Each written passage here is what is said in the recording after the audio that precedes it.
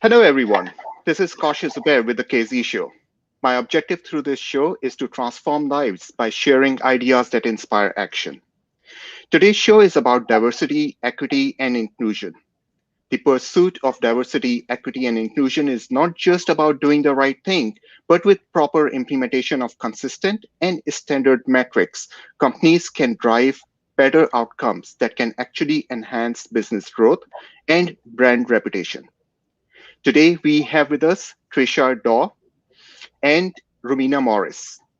They both have extensive experience working in the area of DEI and will be sharing strategies with us on what do individuals and organizations must do every day in an intentional effort to overcome deep-seated biases and become more diverse and inclusive. Please welcome Trisha and Romina. Thank you, Kasha. So to start the conversation, would each of you please define what is diversity, equity, and inclusion? Sure. So I can go first. The interesting thing about diversity, equity, and inclusion is that it's going to look a little different depending on what organization you're looking at. For example, if you looked at diversity in China, it would look very different than diversity in the US, and it would look very different than diversity in Nigeria. So that's number one. But in general, diversity means you have a variety of different kinds of people, both in backgrounds, experiences, identities, and thought processes, points of view. Equity is really relational. So it's a relational concept. I feel like I am paid equitably in comparison to the other people that I work with. I feel that I get the similar opportunities to the people that I work with. Inclusion is probably the most esoteric concept of the three, but it basically indicates that you have a sense of belonging and that you are included in the things that matter most to your development and your growth, either in a community or in a workplace or in a church or in a mosque, whatever. But it basically means that you feel like you have a sense of belonging to the community in which you are working or functioning.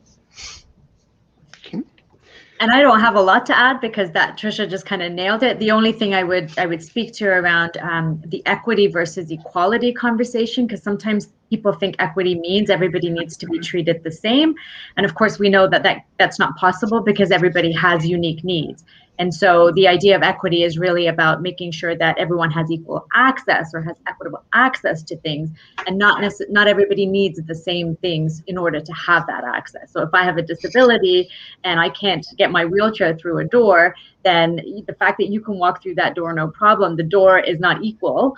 We need to have an equitable door that allows me and you to both go through. And so there's a piece of that sometimes people skip over. And the only other thing I would add is that diversity, equity, and inclusion in general as a topic has been it's been used a lot in terms of some of the work that's necessary that we're obviously going to talk about tonight. But I would also say that beyond that is a whole layer of sort of anti-racism work and anti-oppressive work that sort of underlies some of those things. So the idea of having diversity at the table means exactly that. Voices who aren't always represented have an opportunity to be at the table and have some input into decisions that are going to impact them. So all of that, what Trisha said, plus a little bit around just that equality versus equity is different. Not everybody needs the same thing. Yeah. You both have been working a lot in the past years related to DEI and have extensive experience in that area. 2020 was a unique year for everyone. We have seen many changes in our society, in our values that have been questioned and other things. What are the key learnings that you have got from 2020 when it comes to DEI? Can I start? Because 2020 was a year, and this conversation has a very different feel to it than it did before. To my own point, in terms of diversity, equity, and inclusion, was sort of the language we used when talking about this stuff. And now the light has really been shone on racial injustice since, first the pandemic, was necessary, if you will, before the murder of George Floyd really brought a lot of attention to racial injustice. But I feel strongly that were it not for the pandemic and the sort of pause that was put on all of us to really reflect and see things for what they are, those two things are kind of were necessary to happen together. So that the pandemic allowed the pause. The pandemic also has highlighted for many countries, especially in North America, our two countries, that the two go hand in hand, because it's highlighted the inequities in our societies, because healthcare is such a system that is inherently can be very oppressive, and equity is a big conversation in healthcare. So the topic kind of leans into one another. So 2020 has really brought a lot of the things that were already, people have been fighting for years on these kind of topics. But 2020, I think, just really allowed a really good reflection of looking at the situation differently with the time that we've had, and the opportunity to sort of really critically self-reflect as a system and as a society and as a nation. How do we want to move forward? Because these things are not going away. So I think for me, 2020 just highlighted what was already there, but a lot more and newer people are paying attention than perhaps previous to last year. Yeah, I would also echo that. I would add that the pandemic has given us a very interesting, like, first eye view into the way people live and how they experience life in a way we've never seen before. Mm-hmm. I come from corporate America. I come from, I work mostly with for-profit organizations. And we've always had this very good definitive line most of the time that was a boundary between personal lives and professional lives. Well, that's kind of blown out of the water now, and we can see into what other people experience and what their lives are like and what they're enduring and struggling and challenging with in ways we've never seen before. And that has a DEI aspect to it. The other thing that we've learned, like Rumina said, honestly, the whole middle market, what we call the middle market in for-profit land, has woken up and said, wow, we really should do something about this. Our own people are requiring us to do something about this.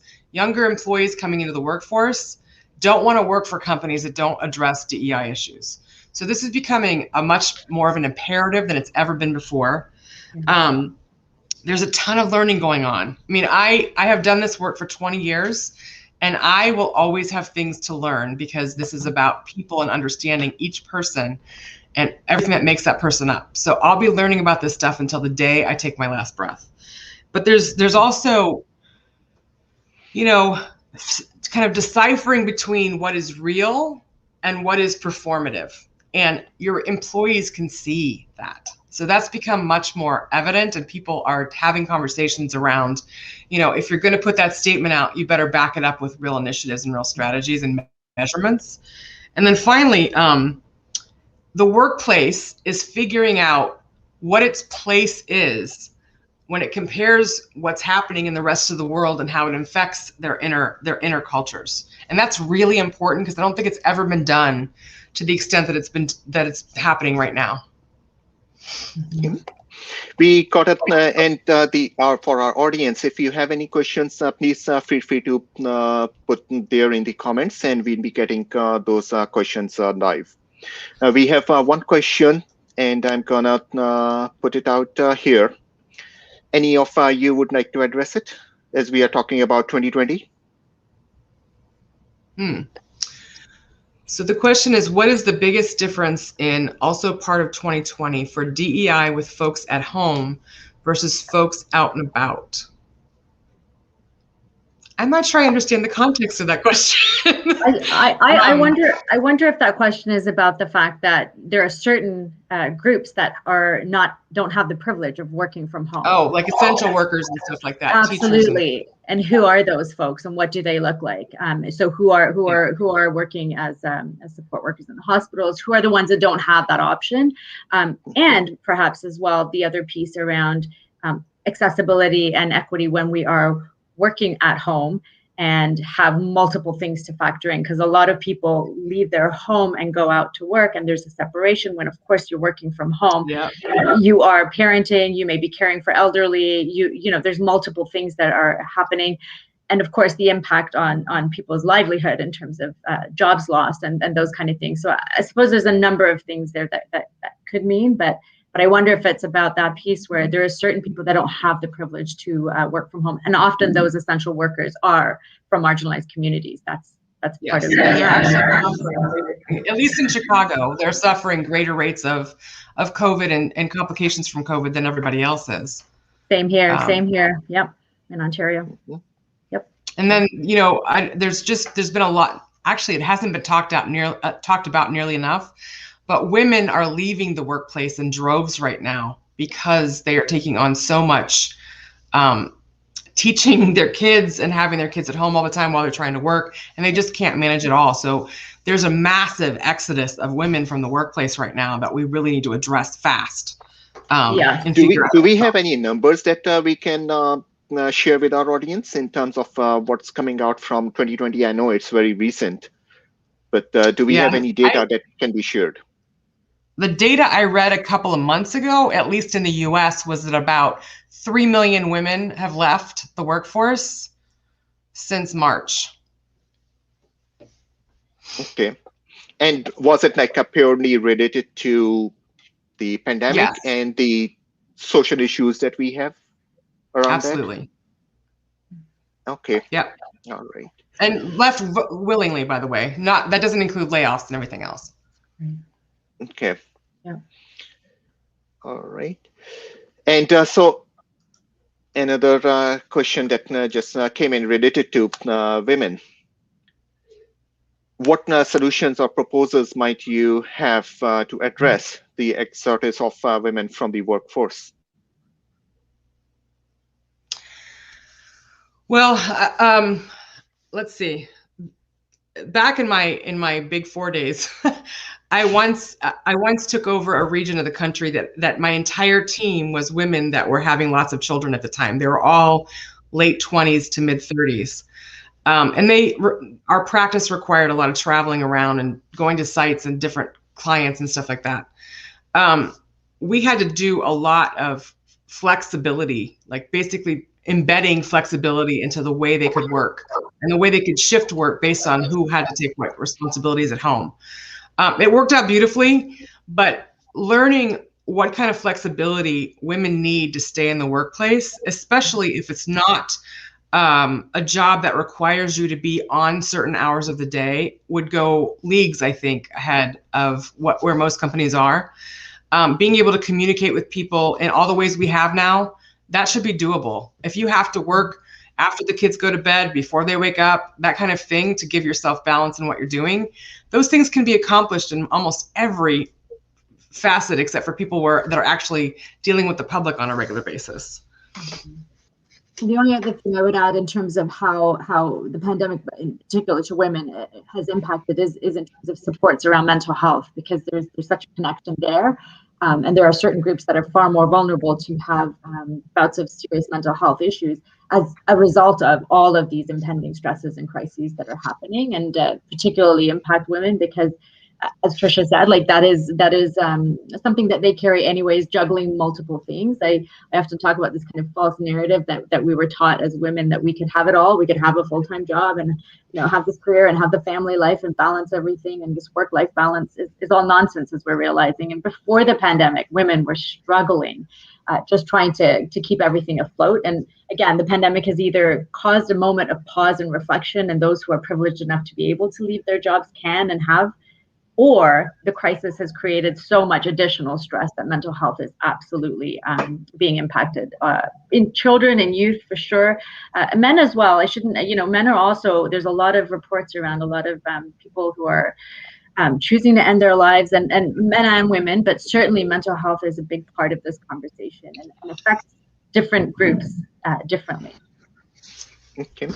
In the introduction, I mentioned that doing the DEI work is not just doing the right thing, but also from if we look at corporate perspective, it actually helps corporation to grow faster and establish their brand.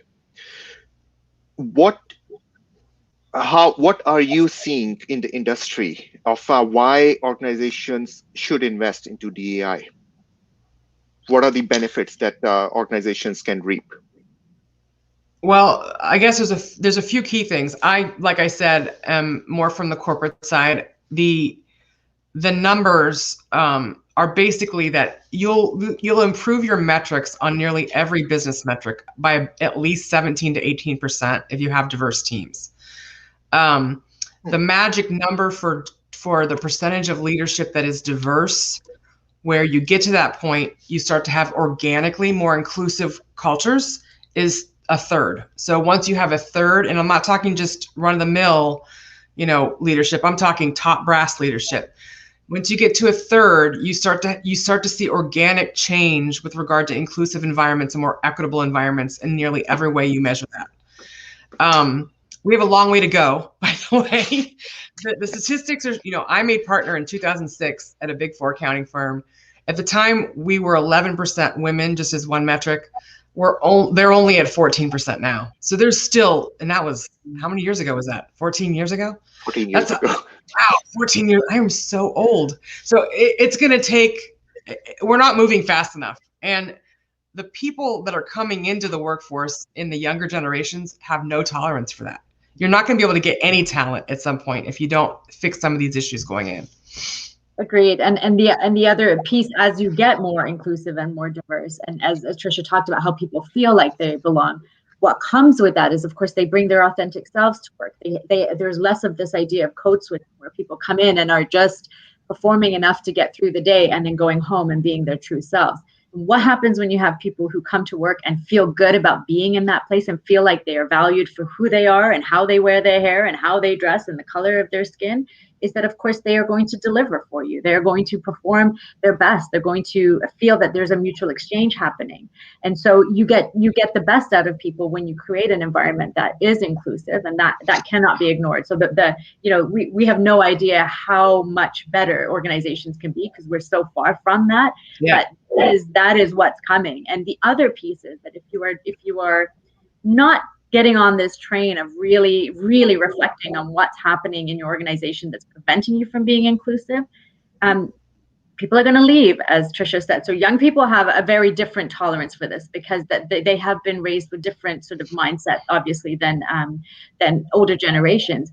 But the flip side to this is that people are exiting stage left if they don't feel included. And it's not always to go find another job. If there is a more inclusive place, absolutely. But a lot of people are moving to entrepreneurship. A lot of people are saying, you cannot create this space for me. I'm going to create it for myself and for people that look like me. And so I do think there's an opportunity here we're seeing all kinds of innovation happening now as people are sort of recognizing that they don't have to work within the rules that have been set up, that they can create their own structures. But as an organization, that's a disservice to you if you're not keeping those innovative people in your organization. What in the corporate world, what policies have been changed? As Tricia, you mentioned about women, that they are very in small numbers in the leadership teams. Still, that's the case. If we look at any board of any organization, there are you basically see homogeneous population there. So. And everything starts at the top. How can we change the culture within the organization that they are open to bring in new people, and who should be part of defining DEI policies? Ooh, that's a good question. I think if you don't get feedback from your own people as leaders in a company, you're making a gigantic mistake. Let's just start there. So when we do assessments for companies, we'll do massive amounts of surveying and interviewing and focus groups and all that stuff because leadership assumes way too much. Like I honestly want to write a book that says assume nothing. If we could just assume nothing, we'd be so much better off in the world. But it is important to have the voices of the people who are not part of the most homogeneous power structure of a place to help you determine how to define those things.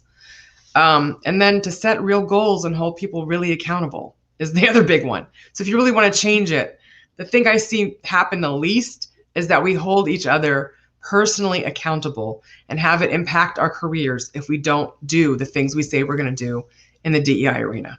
Because it's every day. It's every single day. It's every decision you make, every conversation you have, literally every interaction is either inclusive or exclusive. It's either equitable or inequitable. It's either including diverse people in the conversations or it's not.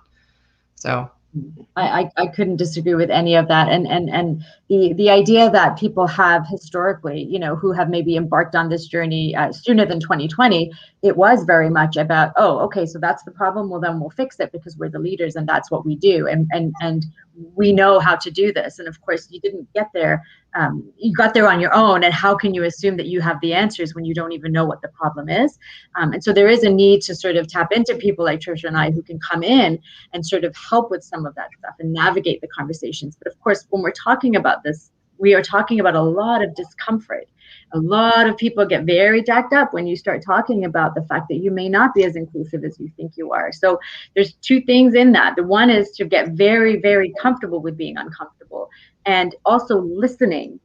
So listening to people who do know the work and listening to those who work for you is only going to serve you, create the solutions that are necessary. I've seen it way too many times where people think they know the answers because they are leaders, and it's such a false narrative. This is one area where being a leader means you actually know nothing because you are so excluded from what the actual experience is. So as Trisha said, getting data, a lot of people will say, oh, we know how many women are we know how many racialized folks are in organizations. Do you? How do you know that? By looking at them? What assumptions are there in that?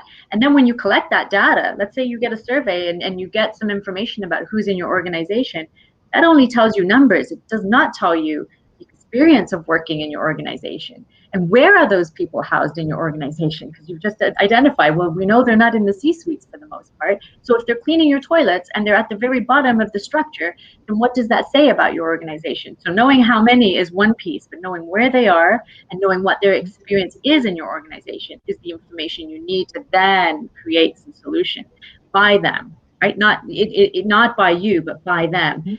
And by their information. That's the only way. And I think that's where some people are starting to recognize that if they had started on this journey, because as I said, it's not new for a lot of companies who have already started this, but it's the misstep that they took in thinking that they had the answers and now are having to rewind and go back and go, well, maybe we should start with figuring out who's here and what it looks like to be in our organization.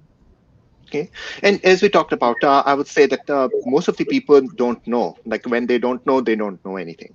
So it's about learning the environment. It's about learning the new structures within corporate America and learning about everybody else.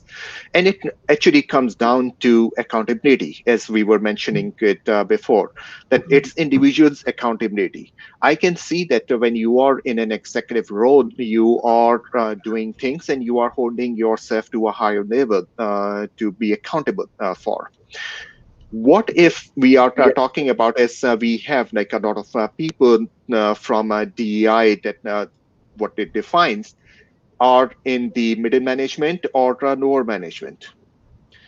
What do we expect from them when it comes to accountability? Because it requires a lot of courage for them to stand up and say that whatever their management is doing is not right. Well, I guess first of all, you have to have the kind of culture that allows them to stand up and talk about what they think. If they don't feel safe, they're not going to tell you. So you got to, unfortunately, this is a lot of steps and it takes time and effort and energy that is continuous. So that's number one. Number two, you have to reward people who are willing to tell you what is really happening when it's not going to be the best thing you want to hear.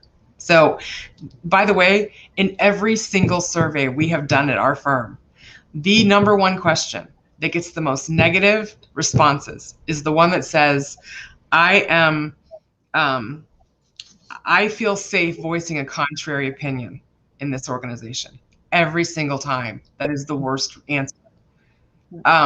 So we all have the weird thing about DEI is that you can't put like a DEI Band-Aid on a horrible culture. Like you have to fix the culture in conjunction with what you're doing from a DEI perspective. But that's what I would have to say. Go ahead, Romina.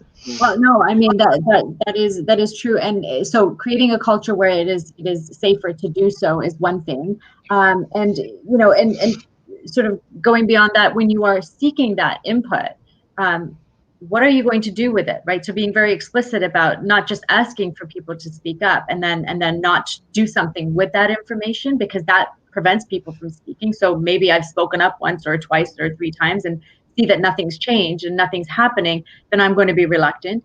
And the other thing is, of course, do you have something like a whistleblower policy so that I know that if I do speak up, that I'm protected, that this isn't going to actually, because that is the fear. Why don't people speak up? Well, it's because of the fear of repercussions, or fear of not being able to move up the corporate ladder if I'm a middle manager and I'm trying to make my way up.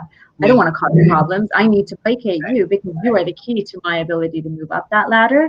And so the only way it really works, and I'm sure Trisha will agree, like if you're going to enter an organization to start doing some of this work, you don't start in the middle, and you certainly don't start at the bottom, because those folks already know what needs to be done. You have to start at the top.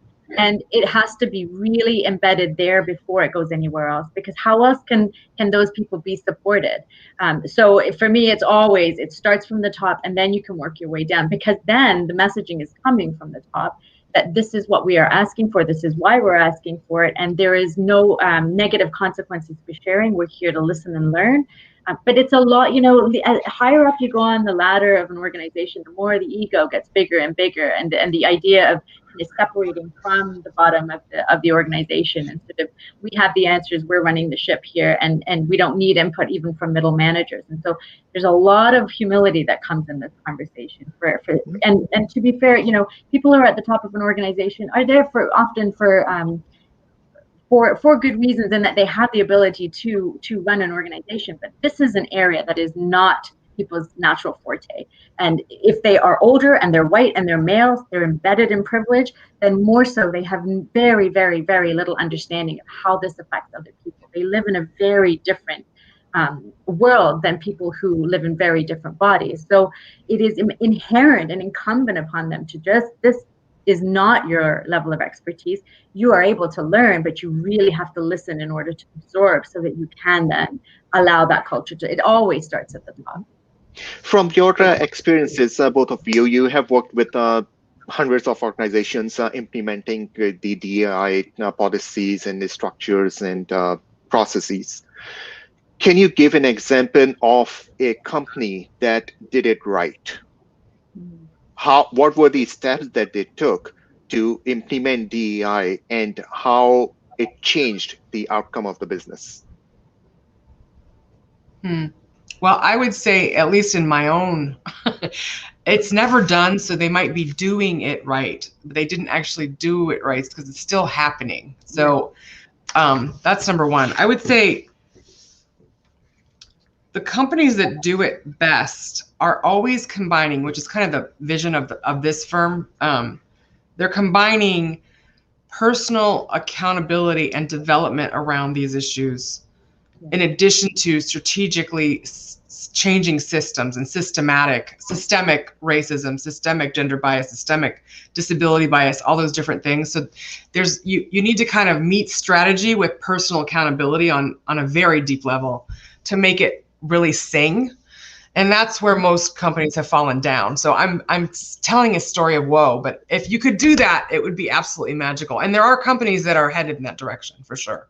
More so than ever before, I would say. And I think, there's been some noble efforts. But you know what? This work is, as Trisha said at the beginning, like, it's lifelong. There is no end in sight. We actually have no idea what it looks like to have a fully inclusive organization, because I haven't seen one yet. So we're kind of stabbing in the dark, trying to figure it out and just trying to get closer. So I would agree. No one's doing it or done it.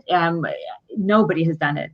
It is an ongoing journey, but those are sort of the ingredients that kind of get you at least on your way. And that is what people see. So you don't have to get it right. That's the other thing too, is as a leader, you have to be ready with that humility piece. Is around making sure that you understand you're going to mess up. I mess up, and this is my life's work. I say things that I'm like, whoa, whoops, what assumptions did I make there? But the point is to model it. When you're a leader, your whole role is to model. When we mess up, this is how we pick it up. This is how we own it. We don't, all too often people get very defensive. They go back to sort of like, no, I know. Well, no, you have to demonstrate how you actually don't know and how you're learning. And that's what creates the culture shift, where it's like, oh, it's okay to mess up and we're going to be okay. We're not going to lose our job. We're actually going to be commended for trying. So all of those things are the ingredients for the recipe, but we have yet to see what it actually looks like in real life. So we just got a question related to like what was the biggest challenge in helping companies implement DEI? Ooh, the biggest challenge. In my case, we tend not to engage with companies that don't think they have a problem, obviously. So I'm kind of not, I'm not even in the companies where they think they're just doing just great. I would say the biggest mistake that I've seen companies make is they think awareness building is enough. They think that having sessions, all kinds of sessions about unconscious bias and all those things are going to like, once they've got that down, they're good and they're just going to move on. It is so much more of a deeper problem than that. And understanding kind of if you look like me, but except a man, if you look at a white man, you're not going to understand the depth of what other people experience until you ask them what they're experiencing. Until you get to that level, you can't really solve the issues until you understand it at a very deep level and understand your part in that happening. So the crazy thing about most of these issues is that 99% of the time, there's no malice and there's no intentionality to it. We are doing this stuff and it's having a negative impact on people without us trying to do anything wrong with anybody else. So that is what makes it so difficult to change behaviors and mindsets and everyday decision making and everything else. For me, I find the biggest challenge is partly that is sort of doing that surface work. There's an echo. I didn't do anything different. Oh, sorry. I just want to say money. People don't want to put money behind it. Speak to that, Trisha. All right. Yeah, they don't understand that there's an investment to be made. That this isn't just let's have a $5,000 session and talk about what other people have experienced and then go on back to our work. This is like a very deep cultural systemic policy. Everything that you do in your company touches this in some way, and it's a massive transformation to make it happen. Yeah, I see people not putting the resources behind it or thinking that it's a one and done and not understanding that this is foundational money. Like you have to you need expertise, and I think people don't value the work either. So they think, if I need new software or I need some kind of thing that I can't have in my own organization, I'm going to pay good money for that. But when it comes to this, I think people think this is soft and this isn't necessary. And it is such emotional labor to do this work, and it's not valued. And people think that, if we do it this year, then we can take it out of our budget next year. And what I'm really encouraging people to understand is that this is an investment that never ends. It starts now and it doesn't stop. You have to embed this in your budgets and put the resources behind it. All too often, people just think it's a simple training, as you said, like let's just do unconscious bias training and everything will change. And it's so much deeper than that. Yeah. The other terrible thing that companies do is that they hire a chief diversity officer, chief people officer, chief inclusion officer, and they say, you figure it out. And then they give them no support, no authority to get anything done. No money. It's a disaster and it's heartbreaking to see. And those people are gone in 18 months and they haven't been able to accomplish anything because they didn't get any support. Yes, 100%. I see that a lot. Again, that's sort of a historical way of tackling it, is if we hire somebody and put them in the role, it becomes their job, and that's the separation. So we have somebody, what are you talking about? Well, but this is your work. And those people are really in those organizations. When you do it right, they are there to sort of keep the conversation alive. They're there to help facilitate conversations that you may be uncomfortable with. They may be there to give you some context, to help you sort of put an equity lens on your work. But they are an add-on. They are not the job, and that's a big misstep that people. And you're right, and those folks leave because it is the most frustrating position to be in when you have a title like that, and the organization thinks it's your work to do. You're there to support the work. Yeah, I would 100% agree with that. So, how do we measure inclusivity, and how much does perspective impact these measurements? Well, this is actually the idea that I'm writing a book about right now. So here's what I think. I think that until you bake it into key performance indicators that end up on people's performance reviews and feedback on how they are actually acting as inclusive members of an organization, that it won't change drastically. That we need that level of personal accountability in order for it to actually happen. So can you give some example of what type of measures that would be? Because usually, when it comes to corporate America, especially, it's usually like checkbox thing. When we are dealing with thousands of employees, what measures can we take in accountability? If you were charged, say you were a leader of a team of 20 people, and let's say 10 of those people have some kind of identifier that would qualify them as diverse people. If you get 360 feedback, that should enter into what your performance is for the year. How did I decide if I'm in charge of, let's say I was a project-based partner at my old firm, and I ran big, huge projects with lots of people that I led. How did I make the decisions on who was on my team, what they were doing, how are they being rewarded, what kinds of opportunities they were given, what kinds of support and training they were given? When we start to measure how people treat their own people, and it ends up on their performance review, that's how we change the dime on this stuff. Yeah. People are started to do it when it comes to hiring. You will hear most organizations now, it is part of their interviewing, as a candidate, I need to be able to speak to how I'm going to support an inclusive culture. But on the inside, where is that accountability? And you're 100% right, Trisha. If you don't have that embedded in the feedback and the evaluation of employees, then to what end? Once they're in the door, what happens? So yeah, there's an absolute need to that's how you do it. Would you be able to share talking about hiring, would you be able to share any steps that an organization should take that should be part of their hiring process? Oh, yeah. We could spend a whole 3 hours talking about that topic alone. So I'll just touch on a couple things.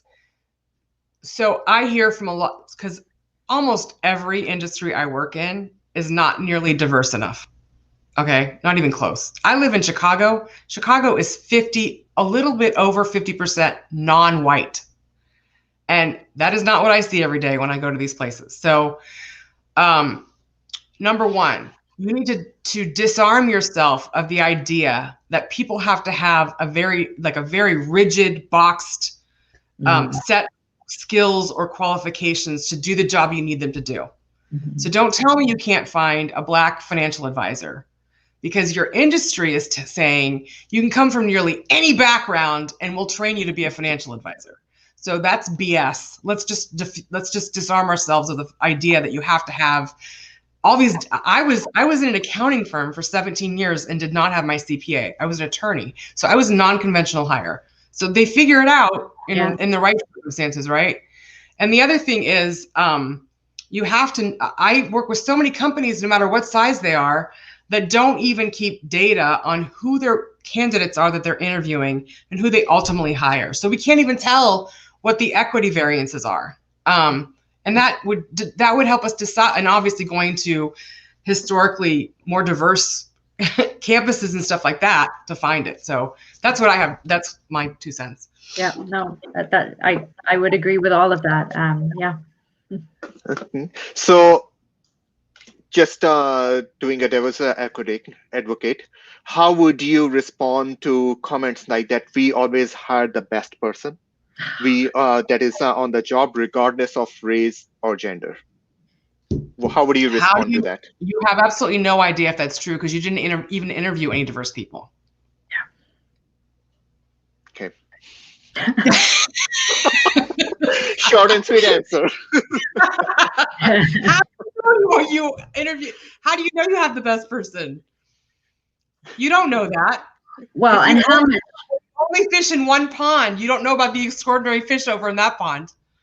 So we know this, and we know that there is an absolute affinity bias. So this desire to hire people that look like us, and that makes us feel comfortable that, oh, if you look like me, or you look like my neighbor or my uncle and my father, that you will likely do and be exactly how I am. There's an absolute discomfort with people who do not sound like you or do not look like you, and so that is, how can that even be true when we know that naturally we're inclined to be with people that look like us? So that's how could unconscious bias not be happening?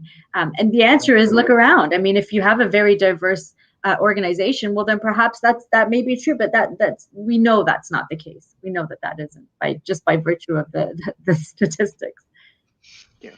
No, I definitely. When I was working with Pricewaterhouse, we did one study. Somebody came from DEI at that time in 2004 and 5, and he had a jar with different, like very small balls of different colors.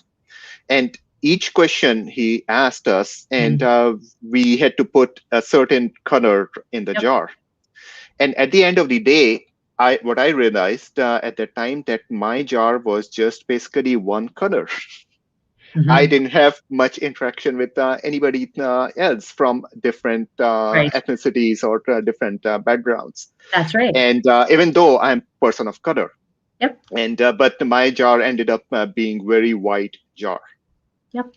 And at that time, I thought that, okay, I need to bring diversity in my life and communicate with people who are different. Absolutely. That's that privilege beads exercise where you kind of go, okay, so when I actually look at things, we are all, this is inherent to our sort of being, to be biased. Like, people worry, oh, I don't have, of course you do. We all do. It's natural. It's part of how we've survived for so many generations. It's necessary, but we have to bring it to the surface because it is so unconscious. And so, yeah, this is not a white thing. This is a thing. This is a human thing. And it's bringing it to the surface and acknowledging that, because that is, and the power right now, of course, has always been primarily with white men. And so if you continue to, and if you hire people that look like you on an ongoing basis, that you don't allow for that depth to come through, because you don't even know that that's what you're doing. You're just doing what's rote and what's familiar and what feels good and what feels safe. So it's not that people are like consciously like, oh no, if you're another race, I don't want to hire you. It's that it's exactly what Trisha said. You actually bypass the resume because the name is unfamiliar, or you bypass the resume because they studied in Egypt and you don't believe that education could possibly compare to. So it's not this horrible. It's not this horrible. I'm choosing and I dislike. It's this whole unconsciousness of, I just do what's familiar and what feels good. And when I look around, whoops, nobody looks like me. Or sorry, everybody looks like me and nobody is different. So it would be true for you and for me as well. We have to consciously work at interrupting that. That's the point. And I think actually, when you hire people, I think it's really important to ask them what kinds of, the diversity on the teams they're leaving or have led in the past. Like, one of the things I do when let's say someone sends me a Facebook request to be a friend of mine on Facebook. If they have like only one kind of person in their entire, list of friends, I don't think it's going to work out so well for me. Like, I think that in order to engage inclusively, you have to have proof that you've engaged inclusively. Mm-hmm. And that's going to be the way we measure, whether we want someone in our company or not, very soon. Mm-hmm. So from hiring perspective, if we have two candidates who are one is bringing diversity, one is not, and should we, because I have worked with a client who actually brought in a person of color just to bring in diversity, even though that person was not at the par where they wanted that person to be. Mm-hmm. How would you respond to that practice? Is it the right practice though? Is the practice of what? I'm not quite sure. practicing of bringing a person of diverse background into Mhm. your work team, even if that person is not like 100% comparable to another candidate. Well, but to be fair, how could they be 100% comparable? So what are they bringing that the other person isn't? Because I know we do that. Often we'll do the scoring and we'll kind of try and make it as even as we can, but all of that is subjective. What are you basing that on? So if you are comparing two people, it's comparing those two unique people, and so there has to be some nuances in that because they're not identical. So what does the person who has maybe what does that mean that they don't have the same qualifications? Well, as Trisha just said, well, I didn't have the right qualifications, but I was an exception and I was hired. Well, there was something in Trisha that overlooked. They were able to overlook that piece and see that she was able to bring something else of value to the organization. That if you're going by these very hard and fast rules, then you're not really comparing. You're comparing people that are obviously different. So if you bring in somebody who's got diversity and they are qualified, then there's a no-brainer there for me. If you are saying, well, this one has an education from this university and this one has it from this, and in my mind this means better, well then that doesn't make any sense. Because here's an opportunity to bring in somebody. It shouldn't come down to those kind of things. And we know we need to tip the scale a little bit here. So we have to be broader in terms of what does it mean to bring in someone of color, because what benefits do you get if it's someone who has a difference that they're going to bring that the other person, if you have a homogeneous group, then how is that going to serve you when you can, that's a cookie cutter kind of response versus what are the exponential things you're going to get from somebody who brings a different lived experience. So when I said, if someone studied in Egypt, and I don't know if that's the same kind of education, it's probably quite different in terms of having lived in a different country and having spoken different languages and lived in a very different climate, and all the things that come with that culture may actually really benefit my organization. Well, then of course I would prefer that because that's what's missing. So it's a bit of a binary conversation to say this one or that one. It's more about who do we need and what can they bring, because people can do the job with or without the specific either qualification. Go ahead. I don't know what that noise was. I think people let themselves off the hook a little too easily, because I think what really is happening there is they're seeing that if I bring this diverse person into my firm and I haven't got the right support to help that person be successful, it's just easier for me to hire the other guy. And I think that is something you have to look in, you have to have some self-reflection and say, I'm willing to show up and make sure this person is supported and gets the what they need to be successful in my company. That's what this is all about.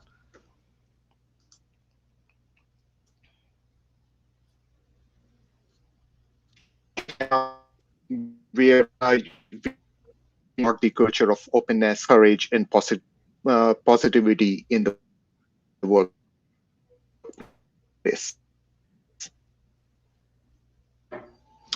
I'm sorry, Kashif, I couldn't hear what you were saying. Sorry, I don't know my. Anyway, can you share some practices of DEI practices that you implemented in an organization that brought the culture of openness, courage, and positivity?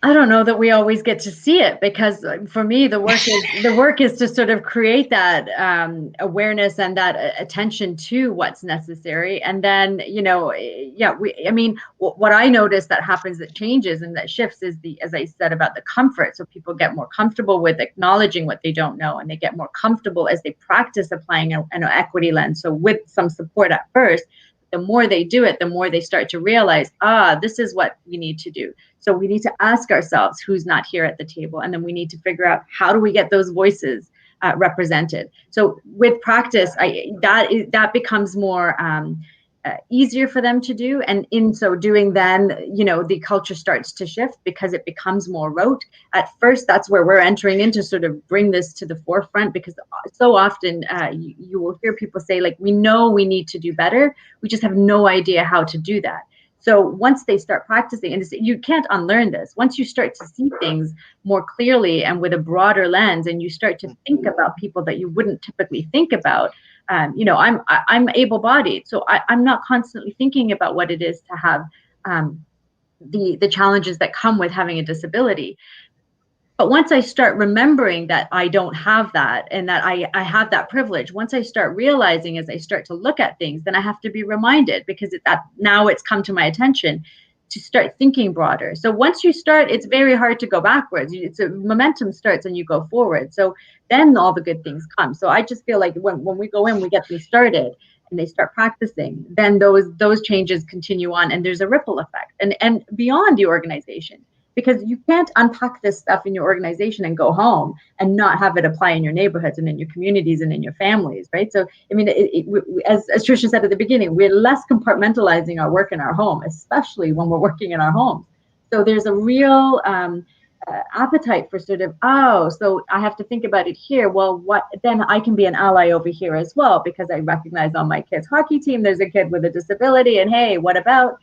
It starts to build momentum and it starts to ripple effect. And those are the positive things that come out of creating a bit of an equity sort of lens on things. Yeah. The only thing I would add, one of the most fun, exciting things that we do is what we call values building sessions. So we have the people of the company develop their own operating values around how they're going to treat each other, how they're going to have conversations, how they're going to address if someone has bias, all those things, they're kind of like rules of engagement with each other. And we do that relatively soon in our interaction with the client. And it kind of sets the tone for what happens after, and it works out really well. So that is a really simple thing to do, that, I'm willing to be vulnerable. I'm willing to be open to what you have to say. I'm willing to listen to what you say about your own experience and know that I couldn't possibly fully understand. All those things help move the dime on all the strategy stuff we're going to put in place, and have a massive, positive impact relatively soon. Mm-hmm. Mm-hmm. We are almost at the hour, so I would ask you the last question about what's the biggest piece of advice that you would give to an individual and to an organization? Because when we are talking about the accountability, so it is individuals' accountability as well as the organization. So what would you suggest? Okay, let's go with individual first. This is completely stolen from Nina Simone, but go where you're celebrated, not where you're tolerated. That's number one. And number two, for the organization, understand that you have a long journey ahead of you, and it takes a real commitment over time and a lot of self-reflection to get where you want to go. Mm-hmm. And for both, I would say never underestimate the power that you have to change things, because with privilege comes power, and small change is sometimes really big change. So simple things like just being really aware of language. I mean, one of the, oftentimes when I'm speaking with people and I say, so what do you take away? It's often just something as simple as, oh, so Black people, we don't call them slaves. We describe them as enslaved. That's right. Changes everything. It's the onus on those who enslaved. It's such a simple thing. Language is such an easy thing that you can start to. It's an easy thing to do when you interrupt your own self. But so taking even small things and recognizing that the power of language and words is so inherent to this work. And it's such an easy thing that we can interrupt that doesn't cost any money. It just requires you to just really be mindful of how we have learned to speak and how we can learn to speak differently. That's powerful. That changes the context of everything when we start talking like that. Now we're getting very good at speaking about pronouns. This is not something that any of us grew up with publicly speaking about. You can see Trish and I have, put our, no kidding, we're DEI people, because we know language matters. It matters that we say to people, this is how I want to be referred to. These are, it's that low-hanging fruit thing, but it really can make a big impact in making an organization feel inclusive. When you start to just even change small things, can have huge impact. It's very powerful. Yeah. And don't be frustrated that that language is evolving really fast. Yeah. So you have to keep up with it. Keep up, because it's going to change again. Keep up. Mm. Yeah, I know that for last year, like the most common pronoun was they, and everybody was referred as they, even if it's a single person. Mhm. So that's definitely there, and especially like the European countries, they are implementing it faster than I would say the US. It's usually the case. Yes, yeah, definitely. So thank you very much for this discussion. And what my takeaways from it is that for an organization to start doing the DEI is basically to start working on the language, what language they are using in their policies and procedures, and also related to that when they are hiring, how they are hiring, what pools they are getting their candidates from, and if those pools are diverse, then most than likely they are going to bring diverse population into the organization. And at some point, the organization would look like a very diverse organization. And we all know the what that diversity bring in. It's not just the diversity of the color of the skin or any other thing, but the thought process, how they are able to solve the problems because they have gone through different backgrounds in their lives. They can find different ways of doing things rather than just coming up with one type of solution. And that's why we are seeing, when you referred earlier, that the growth actually increases 17 to 18% for an organization that has a diverse workforce. That's the reason, because those people, they are bringing in the solutions that nobody never thought before. And so now we, even for Fortune 500 companies here in the US, we see a lot of CEOs who are from a diverse background, especially on the technology side. So really appreciate the discussion. Thank you so much for being here on this show. And looking forward to continuing the conversation on DEI in the future. Thank you. Thank you Thank for you, having us. Pasha.